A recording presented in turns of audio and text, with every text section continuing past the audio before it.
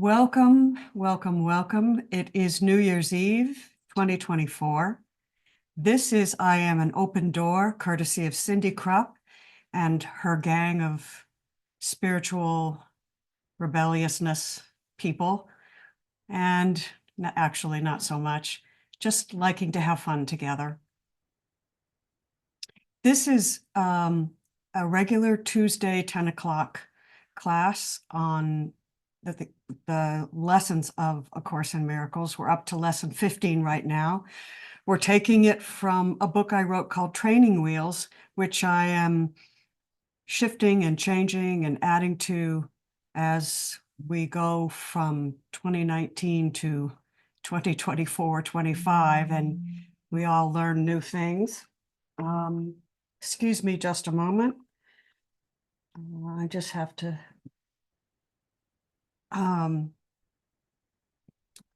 sorry, I have things going on here. All right, let's just take a minute and settle in. Dave is getting his car fixed. Barb has had a sleepless night. Welcome to all that's going on on New Year's Eve. So settle in, and I will read all of the lessons up to now first, and then we'll do our meditation. You can leave your camera on or you can turn it off. I'll leave mine on today. All right, lesson number 15. My thoughts are images I have made.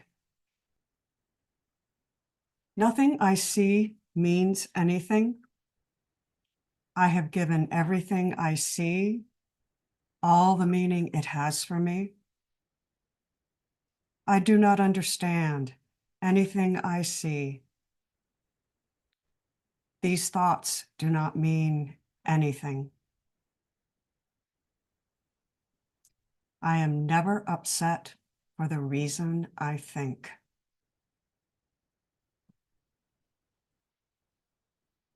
I'm upset because I see something that is not there. I see only the past. My mind is preoccupied with past thoughts. I see nothing as it is now.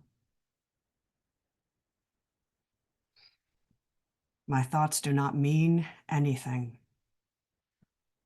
My meaningless thoughts are showing me a meaningless world. I am upset because I see a meaningless world.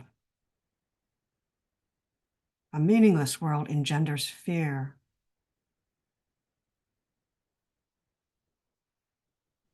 God did not create a meaningless world.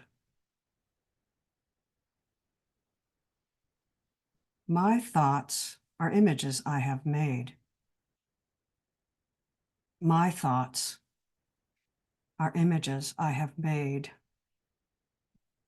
We might ask here, whose thoughts, whose images?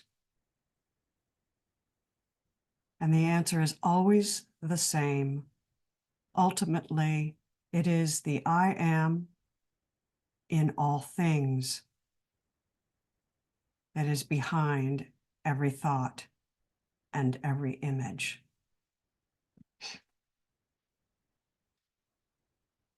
We were created creators.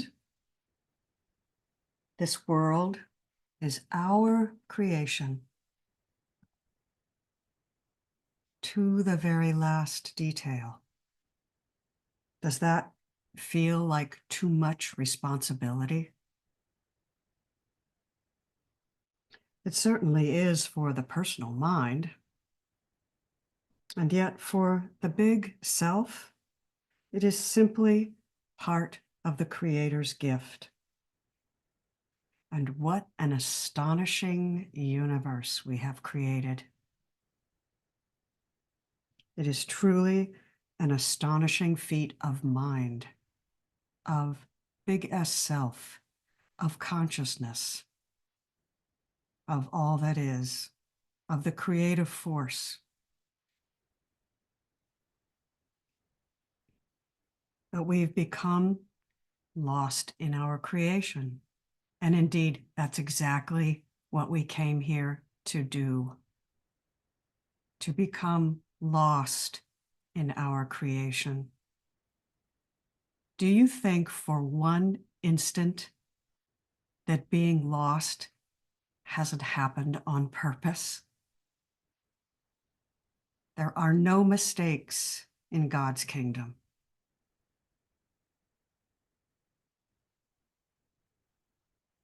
We've become lost because we have created an ego, and we believe the ego's perception that we are merely our form rather than the mind that created it.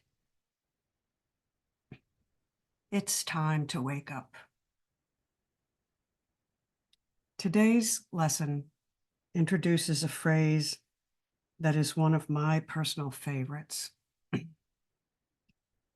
A Course in Miracles says, "It is because the thoughts you think appear as images that you do not recognize them as nothing." There are two major points in this sentence, and both rest on the idea of creating and then forgetting. First, the images that we think we see externally are the product of consciousness that is accessed internally. The bodies and the eyes with which we see and experience the world are out pictures. They are projections. They appear very real, but like the images on a screen, they're the creation of something greater than the image itself. The second point is we have forgotten that we are the creators. In other words, the world we see on the outside is being projected from within. We are not in this world. The world is in us. We have it all backwards. It is thought that creates form. As Edgar Cayce said, mind is the builder. Thoughts are images we have made. The lesson for today asks you to take moments during the day and relax, and then look around at the world and say, my thoughts are images I have made. And then just focus on one thing. You might say, this pencil is an image I have made. This computer screen is an image I have made. And what I see on the screen is an image I have made. Or you might say, the snow is an image I have made, or the cat is an image I have made. Go slowly and take your time and look softly at the world.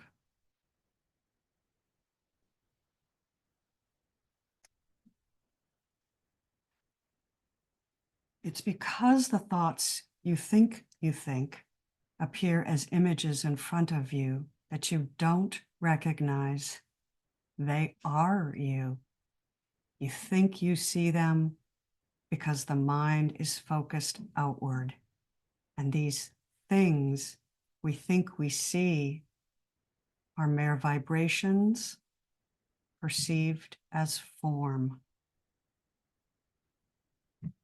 To rise in awareness, the outer form, the seemingly outer vibration, has to be released as the perception of what is real. And the inner knowing,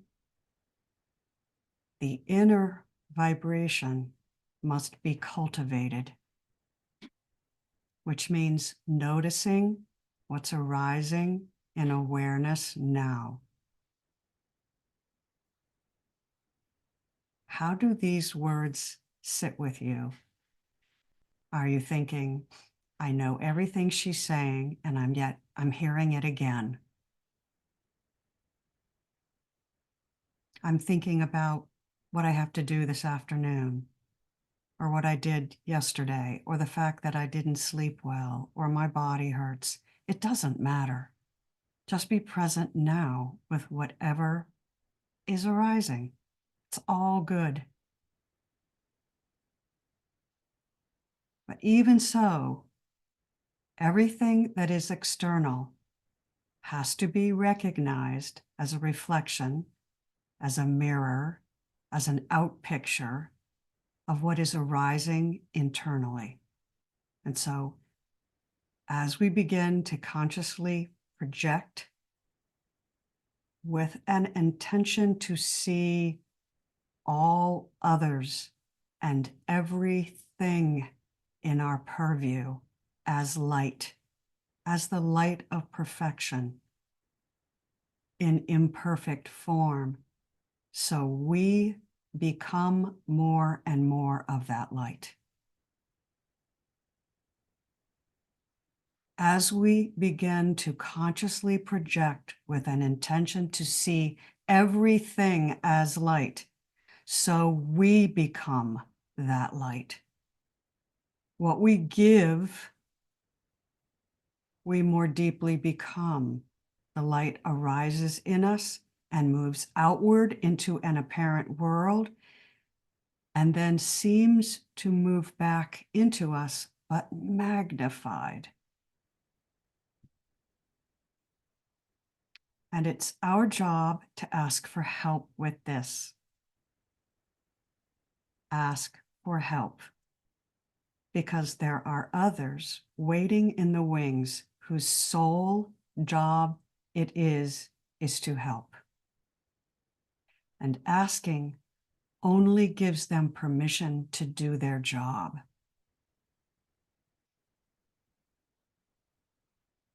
Forgive this out picture, for forgiveness clarifies our own relation to what is out pictured. Forgiveness says, I am the all that is, and so are you. It says, I perceive your worth as the I am in all that is, and what I perceive is what I am as well.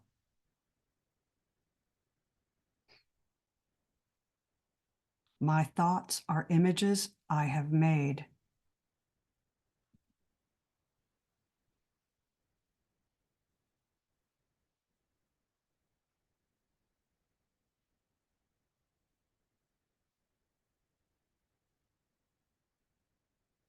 Forgive the images,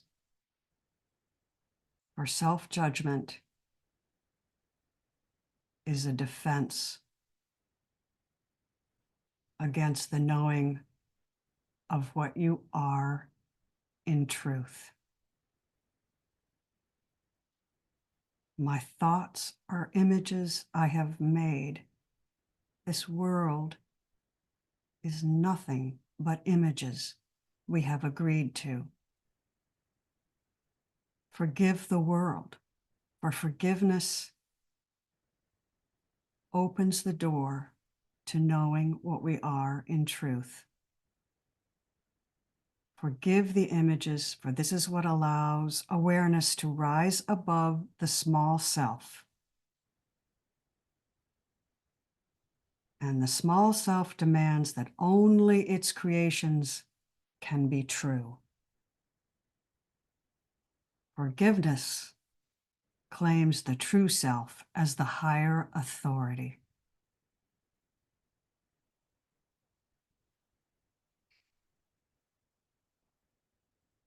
It claims everything as the witness that nothing lies outside God's being.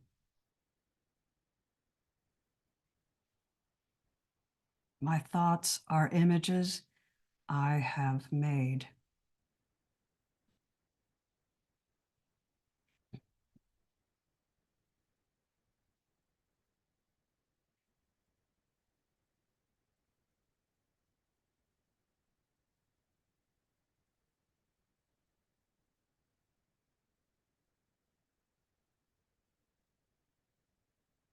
Forgive every image today that arises in your awareness that you are moved to reject or resist.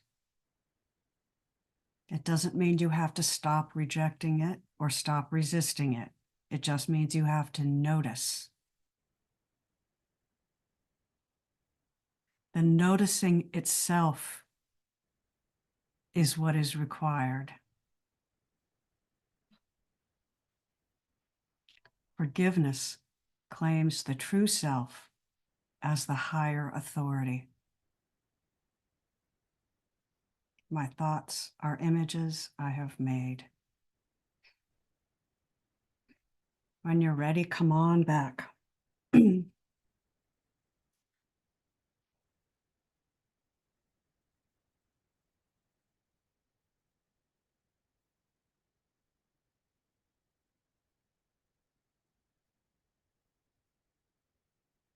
I'm beginning to have the experience that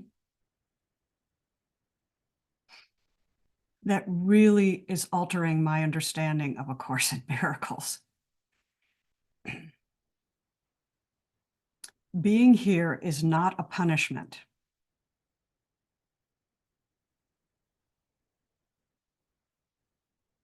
Being here isn't because somebody made a mistake and forgot to laugh.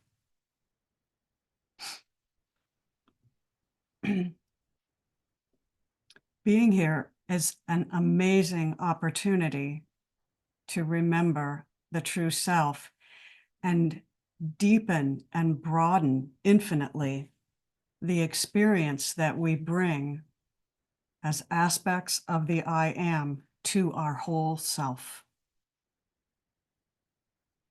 So rejecting the world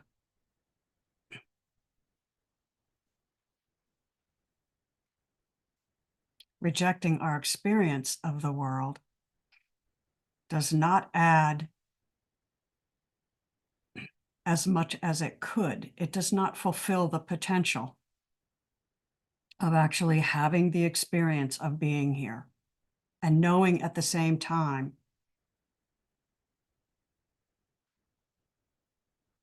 that it's all for our benefit.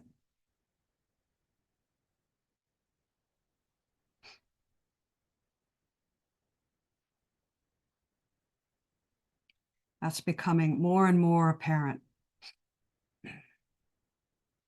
And it's such a paradox because I've gone from being angry at the world to learning that the world isn't real and that I can forgive it because it's not real, to coming back full circle now and saying, gosh, bring it on. Bring on the experience. I can handle this.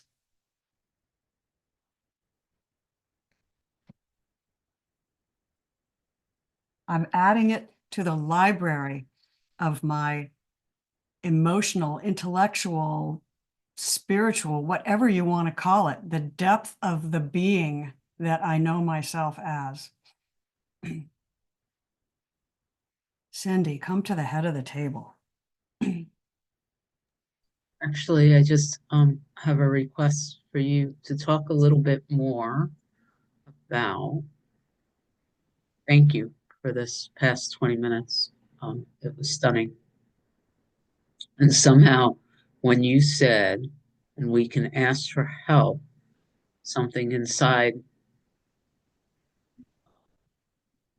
I don't know, the request is for you to speak some more about where that part of your sharing today came from. A Course in Miracles teaches that as we teach, we learn. And my sense is Not only as we teach, we learn, but also as we give, we receive. And my sense has always been that there are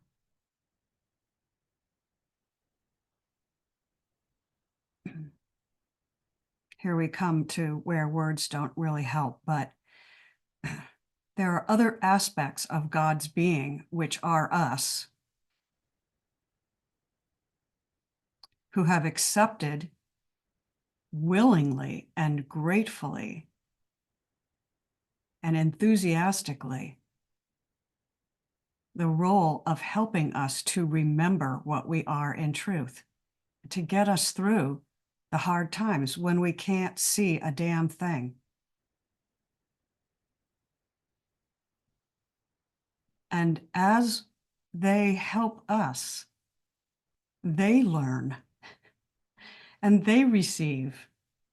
And it's all one big joy fest. And that they cannot help unless we ask, because free will is the law of love. And so as we ask, their response is, oh, good, I've been called up. I can act. You know, chapter 30, we talked about this. Decisions cause results because they are not made in isolation. They are made by you and your advisor for yourself and for the world as well. Who is the advisor? It's yourself. Who is the guide? It's yourself. Who is the ascended master? It's yourself.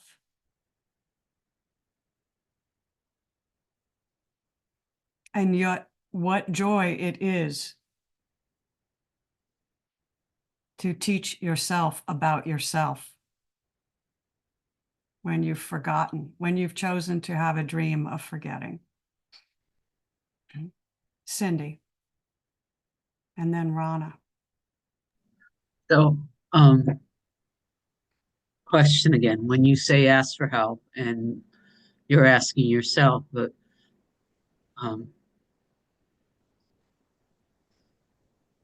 these non-physical entities like Abraham, the guides, Seth, Jesus in A Course in Miracles, the entity from which the teachings of the Law of One came through.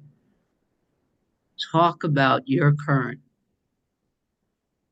understanding of how all that fits, if you don't mind. My understanding is my experience. And my experience is that whenever I ask for help, it arrives. It always arrives. And A Course talks about this all the time. It's not just A Course in Miracles that talks about it. It arrives in a form that I may recognize or I may not recognize. But the instant I ask, it's already coming my way. And it is in the asking that the power resides. The power resides in me as I ask. It comes full circle. As I ask and it is given. It's just another completion of love's creation. And it never stops. And so the power in asking is my power to ask. It's recognizing my power when I ask. And it's love that expects a result, and it's love that sees and perceives the result and knows that the result is there. And if I don't perceive it immediately, that it will be. Because then I just proceed on, and whatever happens, happens. And that knowing is the teaching itself. That knowing is both the power and the teaching. It never stops. Rana. And I would ask, what is your experience, everyone here? That's what I wanted to, I'm feeling called to share is the direct, like rubber meets the road, to borrow a saying from a different meeting, and how this is all being presented. So this one has been presented with a worldly experience. There seems to be a part of the body that has had a label put on it, and that there will be some surgery happening to take care of it. Zip slash. But with the culmination of everything that has been brought to my attention in these meetings, these classes, the things that we've been talking about and watching and everything over the last couple of weeks, what I know to be true is that my purpose for being here is to awaken to my true self. And I have been afforded an opportunity to see directly where the mind will try to tell me that I am this body, where the limitations are.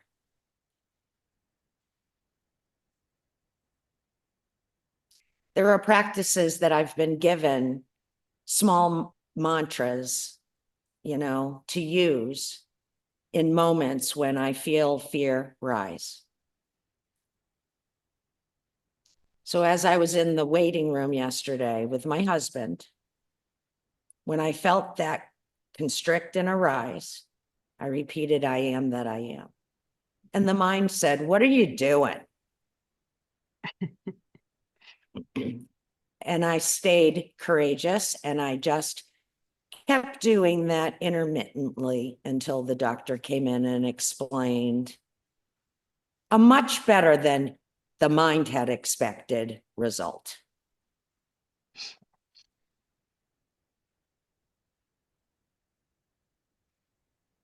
The character's response to all of this has been amazing.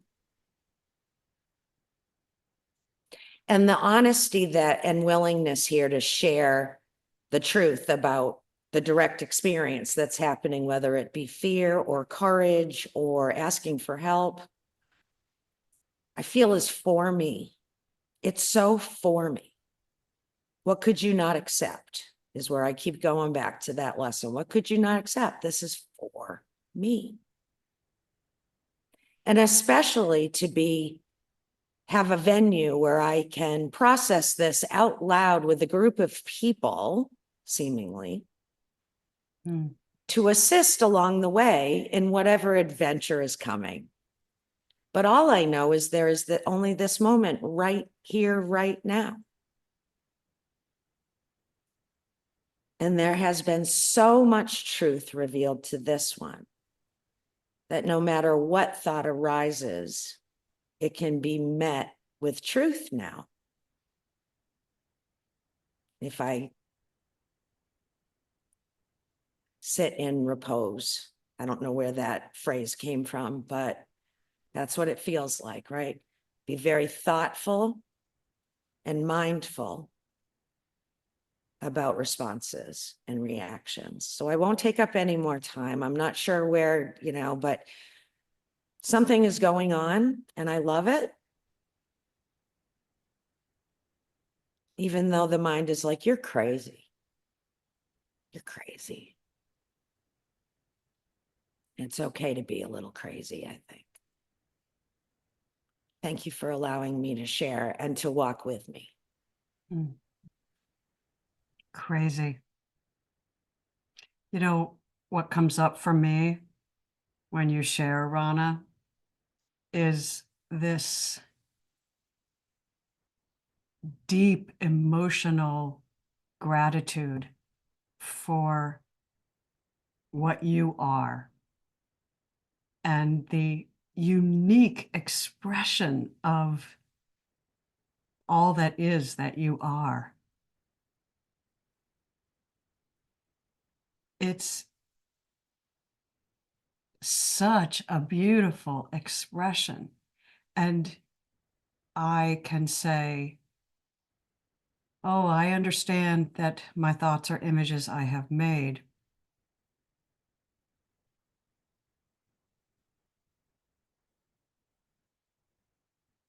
If that is true, then how much I love myself more for loving you. Because if you are an image that I have made, I have done such a great job.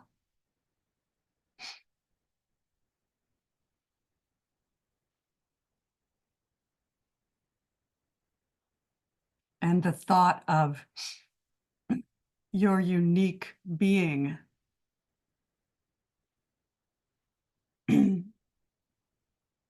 just fills me with joy and appreciation. So that's what arises for me. Thank you for your share. Barbara. I did not know what lesson we were on until I always read it right before the meeting, and I guess somehow it sat with me last night during my restless nights. Because again, I have to go through an experience of grief, which I was okay with until last night when the little self says, the little self started talking, and it's like, okay, God, I need your help because I'm not like this. Everybody cares for me, and why do I have to be so nitpicky and it's all about me, it's all about me. So then this morning when I was doing my meditation,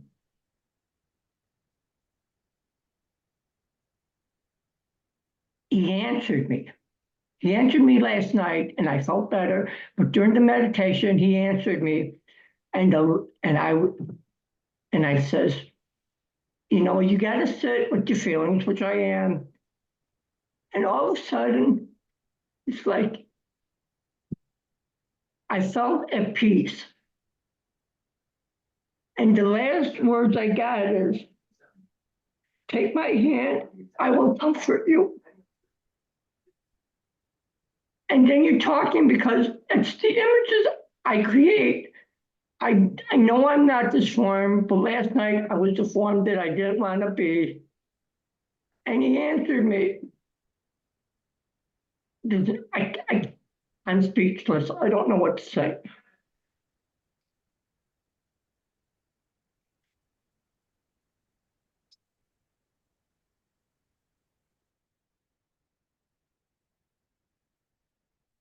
Take my hand, I will comfort you.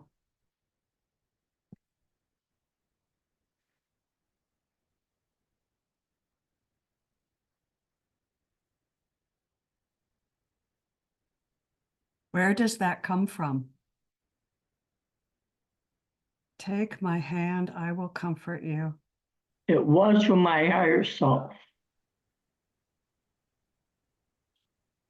Because I'm sitting in these images that I create that I know I'm not.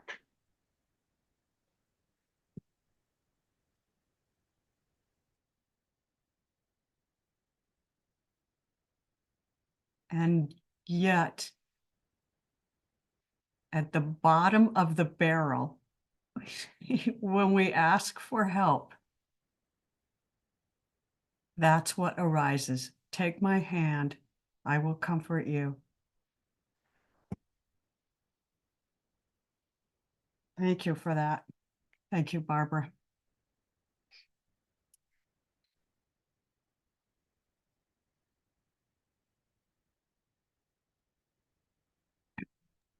David says, Oh, sorry, I should have raised my hand. oh, I'm sorry.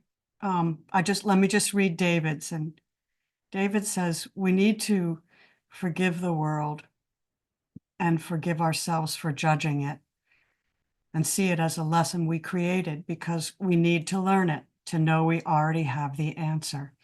Exactly. Rana, if you're happy and you know it, clap your hands, and I know that you know it. And Izzy says, thank you so much, Amy, Rana, and everyone for this meeting. It was a response to my question this morning of how do I find peace in a happening yesterday that threw me off in a big way. Oh, Izzy, thank you for that. Thank you, thank you. Rana, Thanks. thank you. I just wanted to share, I'm reading this book that Cindy's reading. And there's just one, 2, 3 sentence paragraph that really hit me, and I want to share it with all of you. Because when I first came upon these truth teachings, someone said, you can let go of guilt. You never have to be guilty again. And I sort of like inside made a decision, wink, wink, that I was going to let go of guilt, right? So this is not about guilt. This is about another one that I'm like truly accepting. Okay. To become realized as your Christed self will require you to believe that you are loved. If you will believe now that this is so, even for an instant, we will begin to bring forth the energy of the Creator through you to align you to this love. And when I read that, there was a deep sense of, I believe I am loved, right? I want to get to, I trust I am loved, because for me, there's a different vibration to trust, but to absolutely believe that, rooted there. So I felt to share that with you all. Thank you. Thank you, Rana. It just comes to me that we have to know we are worthy. Worthiness is primal. And I'm not going to put Richard on the spot, but I am going to just remind us that Richard tells us every day that his goal, not his goal, his intention is to live at 600 or above, and to know that he is love, that he is that love. And so my guess is that Richard uses every moment to remind himself, to remember that that's what he is. And if Richard wants to say anything about that after Cindy's spoken, I invite him to do that. Otherwise, I'll just speak for him. Cindy, come to the head of the table. I am acknowledging that Richard is discussed in every meeting at an open door, whether he's here or not. And that's just the truth. When he's not here, we say, if Richard was here, or this came out of Richard's chair, or man, I wish Richard was here so he could say that he loves us all, whatever, mentioned in every meeting. So I'm inspired to say out loud to see if it makes sense when I do something that I read from the guides. Rana's reading book 1 of 12. This is in book, I think I'm reading book 6. But what they're looking at right now, which is, my little self is awake enough, so it gets a little confusing. But one of the things they say is that the true self knows, the little self thinks. Mm-hmm. And I really enjoy that. And from that point of viewing, when I'm in this place of thinking I know something, or believing something, or trying to figure something out, there's this sense that at that point, I can accept that I am in my little self, not knowing what my true self or my divine self knows. And it's then that the guides say, I can ask for help of my higher self. And that kind of, it's not different than anything I've heard here. It just deepened into this beautiful clarity for me, the simplicity of the true self knows, the little self thinks. And so when I find myself thinking or worrying or fearing, because the true self has no fear based on this teaching either, right? The true self is in probably what the law of love or the law of one says is probably at least density 5. Um, there's no fear there. There's no fear. So if there's fear here, I'm not in my true self. I'm in the little self that was constructed through a belief system that is based on fear. And from that point, I can accept in faith that my true self is always with me, and I can relax into and open and ask for the help that Amy was pointing to and trust that it's being received. Like Barbara said, you know. So thank you for letting me say that out loud. Thank you. It's amazing how these books are informing us in these talks. This is the Book of Mastery, which I just pulled off my shelf. I have all of these. Knowing our worth is part of mastery, right? Knowing our worth is part of our mastery. It's part of our mastery because knowing our worth allows us to trust that the guidance can be received. I am worthy of receiving guidance. I am worthy of asking for it and receiving what I ask for. I am worthy of knowing what I am in truth. I am worthy of this challenge, this apparent challenge. I am worthy of having this experience, which enriches my soul, right? It isn't in knowing that this isn't real that the soul grows. It's in believing the experience is real, allowing the suffering, having the experience of the suffering, and then remembering, wow, I am allowing the suffering to arise, knowing what I am. And I am worthy of having this difficult experience, right? Because it is for my soul growth. As Indigo says, everything is for me. We have to just get this book of Indigo wisdoms, right? Everything is for me.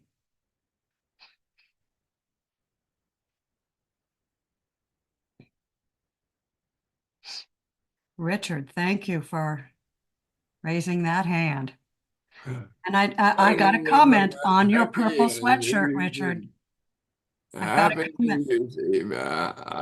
And thank you all for being the love you have been for the last year, and I look forward to being the love that we all are in 2025. So thank you for the kind words, Amy. I wish it was that.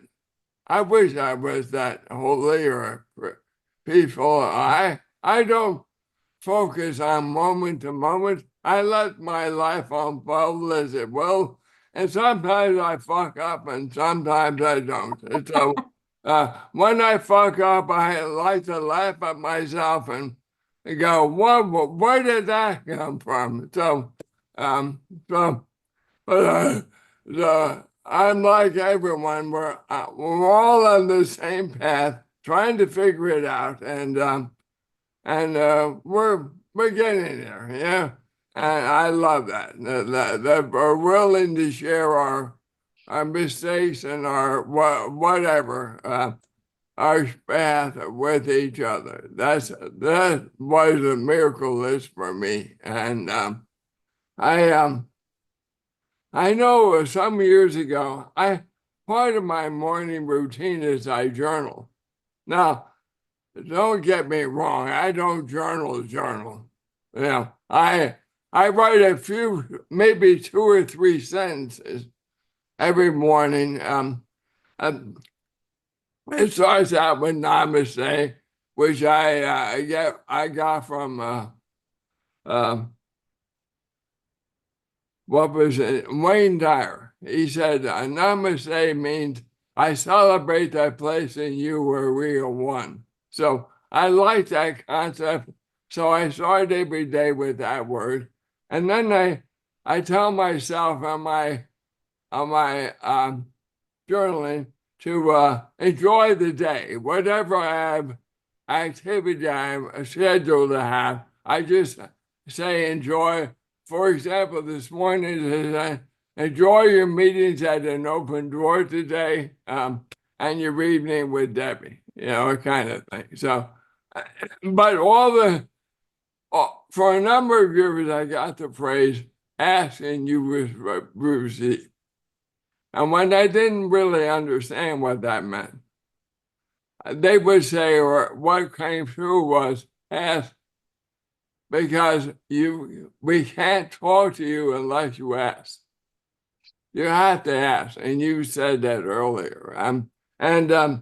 So I realized, I said, why do I have to ask? I mean, I do my lessons, I meditate, I open my mind to truth, and what came through was when you ask, you open your mind and your willingness to receive guidance from other than the ego mind. And that's how we can come through. Now, who is the we? That's my higher self, my guides, my angels, whatever you want to believe. But so I really am. Another thing I get every day, have fun. Those 2 words in every journaling I do, have fun. Basically, we're here to have fun. It may not appear that way at times because we believe what we experience is real. And then we give it this grave importance in our life.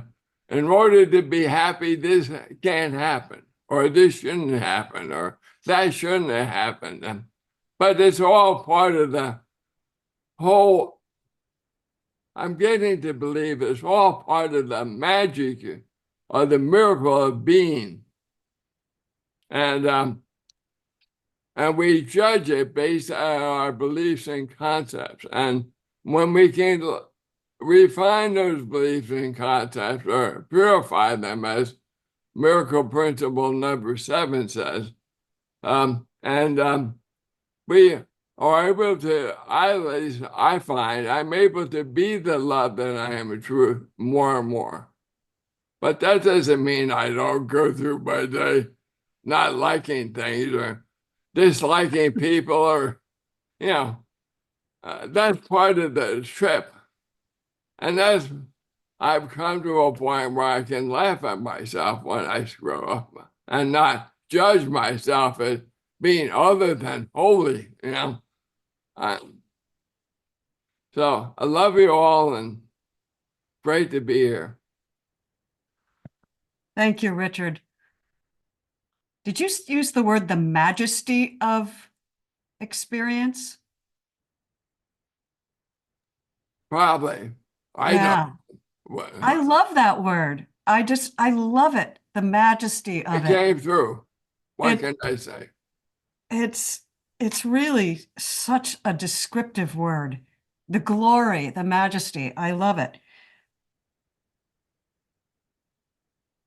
I'm trying also. I know I've mentioned this a number of times in our meetings, but they quote from Rupert.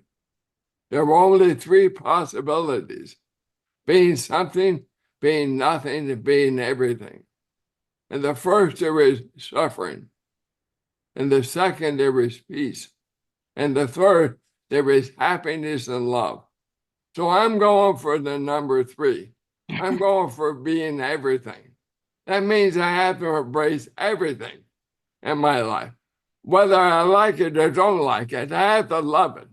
So, and then I'm doing that. I've been doing that for about a year now or so, and it really works. I mean, it takes time like everything else, but it works for me. Thank you. I just want to say that your purple sweatshirt reminds me of royalty. Isn't that the royal color? Yeah. Thank you for that. This was my Christmas present to myself. Ah, it's beautiful. And you know, you reminded us, A Course in Miracles started with an asking, right? When Bill asked Helen, this started with an asking.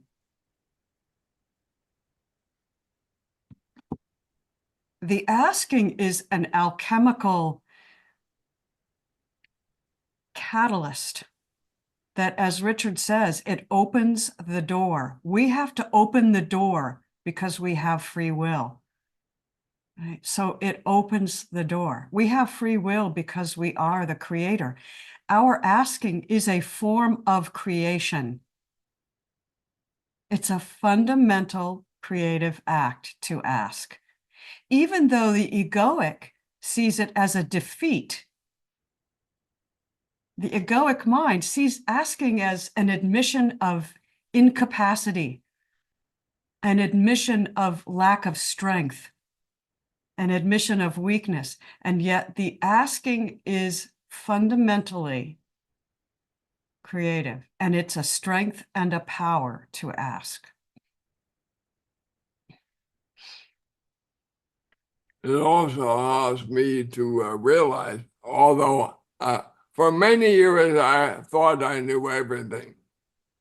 So to come to a point where I know nothing, I had to be willing to ask something greater than me that knew more than I did. So now I know nothing. I have to ask because I don't know shit. We are just really using colorful language. David's recent, it's okay. It works for me. I just love, by the way, that in the last 2 minutes, Richard said, I know nothing, I am everything. Yeah. And those two statements somehow do not feel paradoxical here. It's extraordinary to put those two lines together. And yes, for anyone that's interested, Colonel Schultz is in my head right now. Anybody else? I know nothing.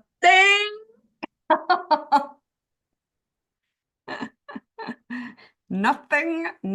As a Sergeant Schultz, Yes, Sergeant Colonel Schultz. Klemper. Yes, yes.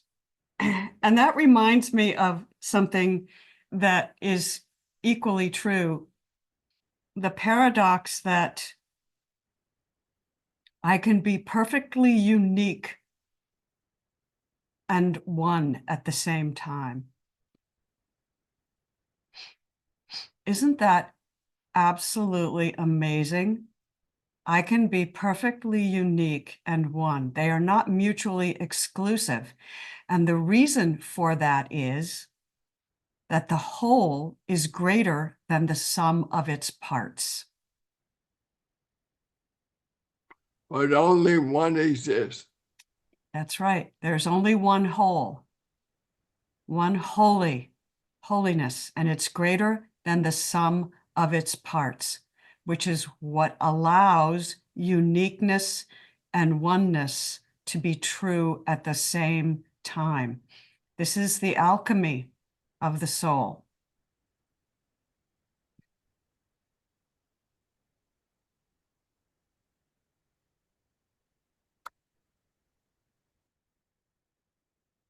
And Cindy's given me this look, like she kind of raises her lip and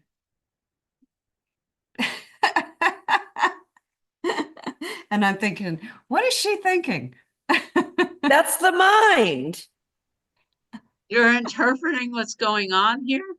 I'm sharing my interpretation, my Ah. unique interpretation. So for the record, there's a spasm happening here. And it pulls, from the two bouts of Bell's palsy.